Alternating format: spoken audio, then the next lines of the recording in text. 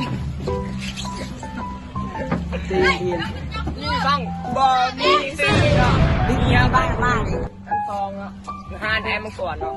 ห้านว้าวก่อนเนาะห้านพี่น้องไอ้มังก่อน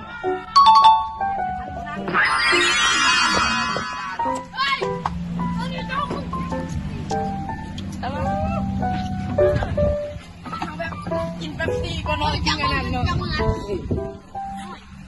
เอาปลาขออนุญาตไปสั่งอาหารกันเนาะไอตอนนี้เขากำลังกินข้าวอิ่มเนาะตอนนี้เขาก็ทาข้าวผัดมาเนาะก็มาข้าวผัดเขาก็กินโทรศัพท์ไปทานเนาะ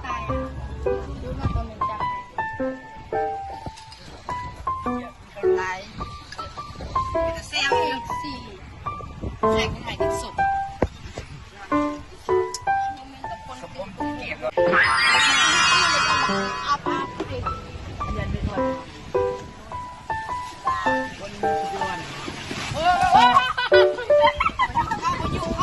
มันก็แทงเนาะพลังใบพลังใบใบโอเคพลังใบทำใบไม้อบแห้งไปหาอาหารเลยเนาะ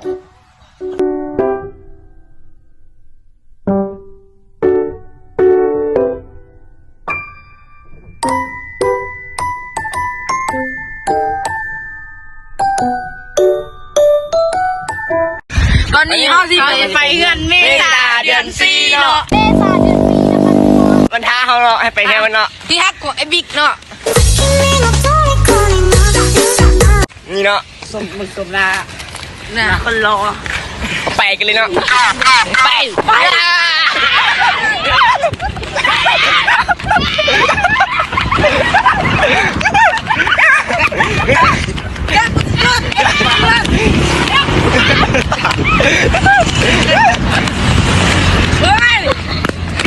ก็ผมมันคานอ้าวเก็บคานวันนี้เกี่ยวกันแล้ว